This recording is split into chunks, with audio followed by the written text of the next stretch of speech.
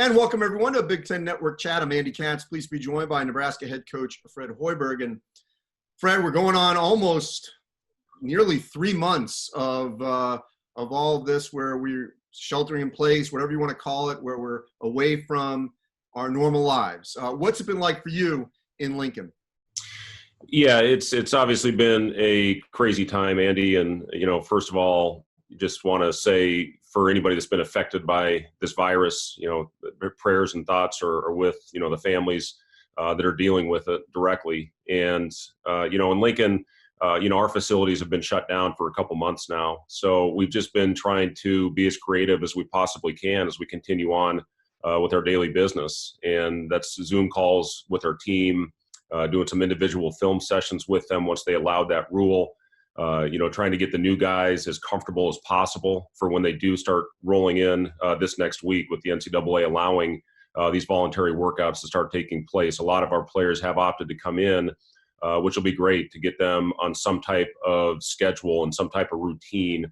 A lot of our players have not had any type of access to any gym, any weight equipment. So we've just been trying to be, again, with our strength coach and training staff and sports scientists, just to try to give them as much as we possibly can to give them some type of foundation for when they do come back. One thing I think that we're all a little bit concerned about is, with all the lost time that we had with our players in the spring with the workouts, is we can't come back and just try to get it all back at once. We have to gradually build them up, do everything we can not to risk any type of injury. And just get their bodies back in tuned so we can put a proper workload on them, especially once we're able to instruct, which hopefully will happen in the early part of July.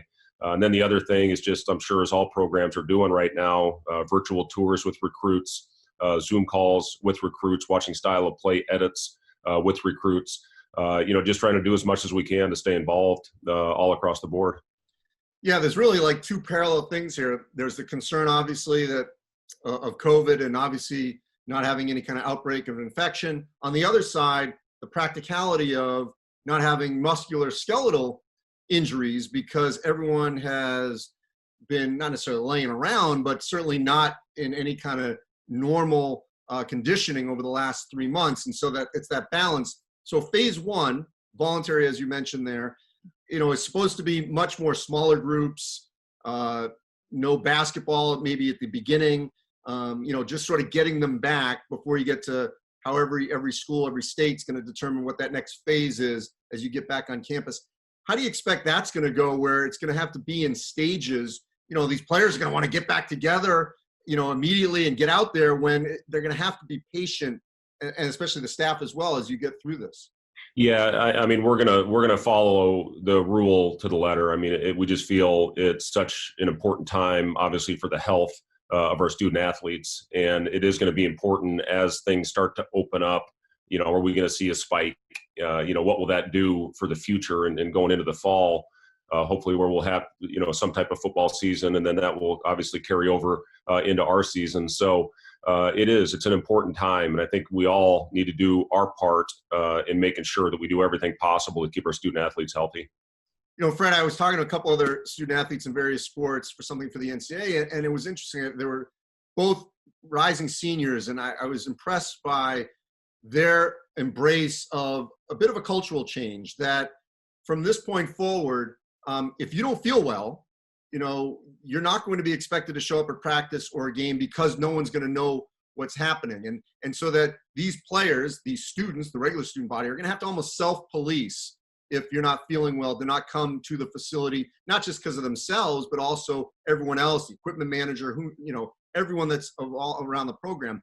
How hard do you think that'll be to sort of shift culturally, that to really know your body, tell you what you're feeling, and then hold back if you're not feeling well?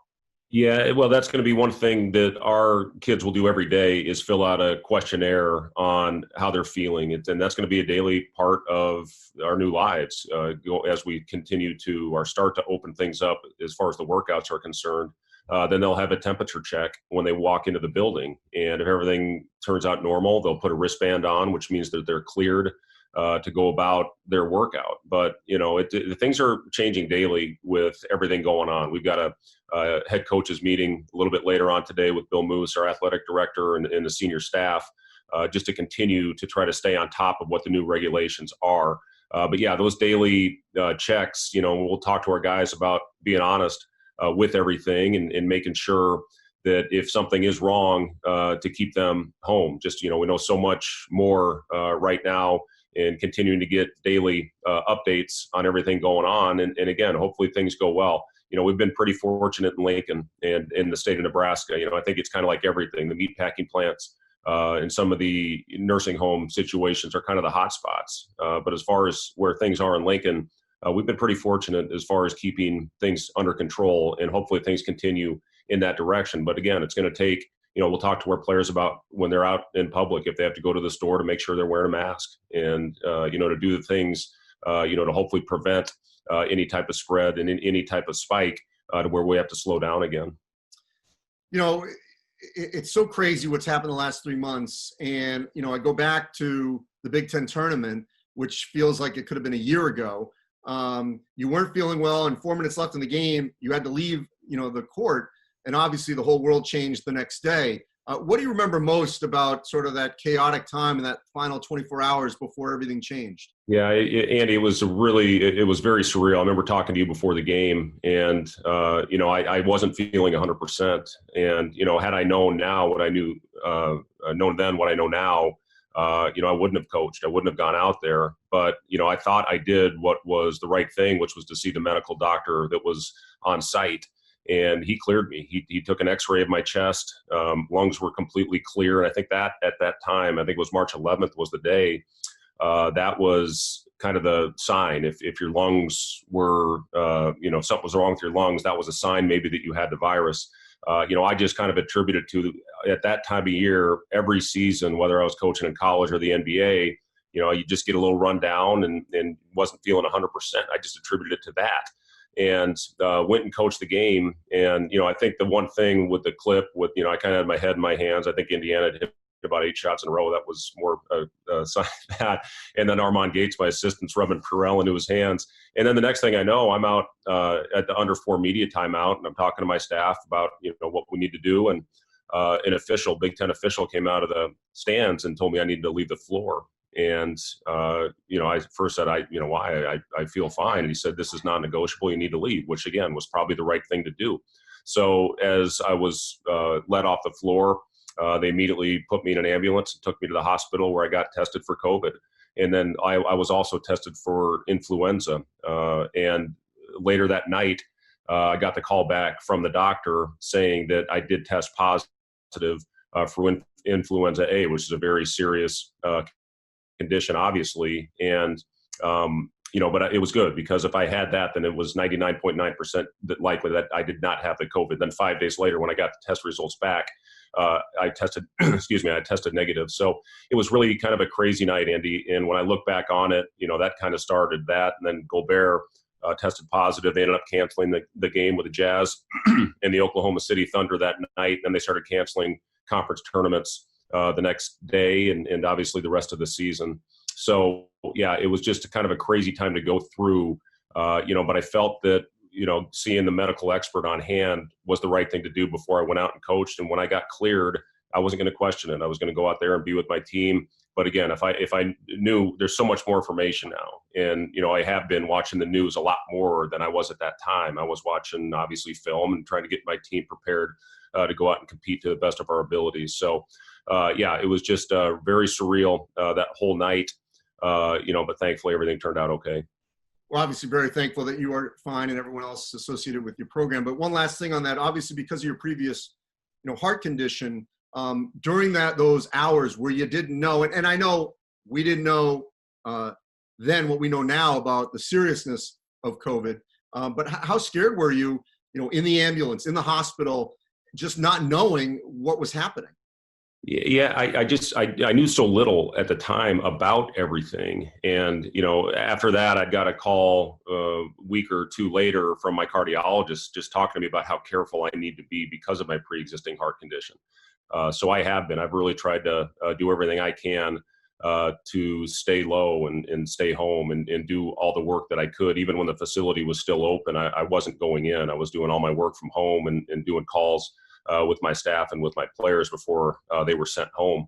But yeah, it is something that I really have to be careful about, Andy. I've had 2 open heart surgeries, and this is something that obviously affects people totally different. We know the story of Maury Hanks, who's a very good friend of mine. Worked with him in the NBA. He's a very healthy, fit person, and he was on a ventilator for 8 days and didn't have a very good chance to make it through. Thankfully, he did. And then you see other people that don't ever have a symptom. So, for people like us that have pre-existing conditions, I know how careful we need to be. How do you think this will affect the way in which you coach once you can actually be back on in the practice court? Well, it's not going to affect anything with the way I coach. If it did, I wouldn't be in it.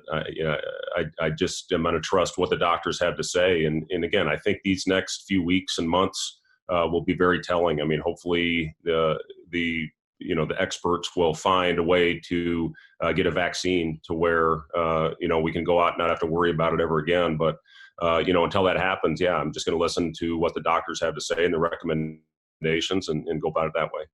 All right, just kind of a quick segue real quick here to your roster.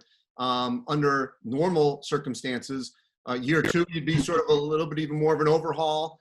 But now, you got to do it virtually. Transfer portal, all these things. I mean, you have had transfers come in even before this with Kobe King from Wisconsin.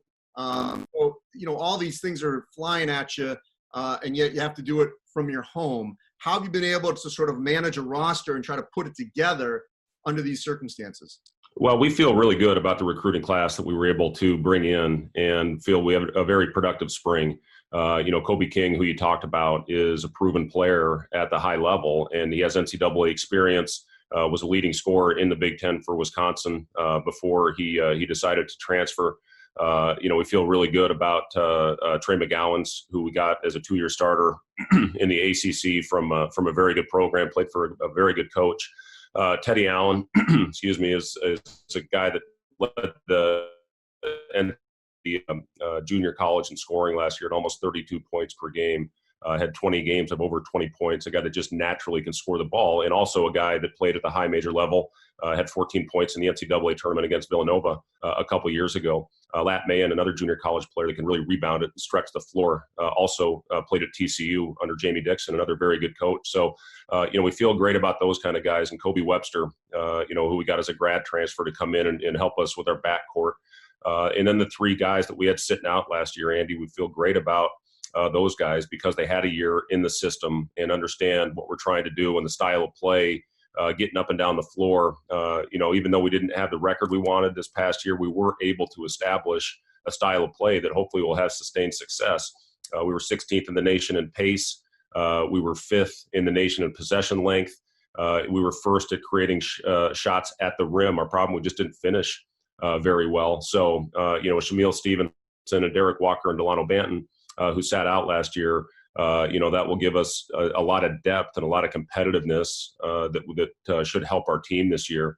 Eduardo Andre is a freshman coming in who's got a ton of upside. He can really run the floor, get up and down. Trevor Lakes, we felt, was the best shooter in the transfer portal this year. Played a Division II in Indianapolis last year. So, we feel really good about our roster. And, one of the big reasons, Andy, the Big Ten, it's got tremendous size. And I think with the additions that we've made, plus the guys that we had sitting out and our returners from a year ago, we should be able to match up better with our size and athleticism, and hopefully that will lead to wins. And one last thing, obviously, and I know some of these, I'm just trying to keep track, some were grad transfers, some guys were sitting out, some were regular transfers. With the one-time waiver now tabled till likely the fall of 21, at this juncture here in late May, what's the eligibility status that of anyone that might have to wait for getting eligible in terms of maybe a waiver?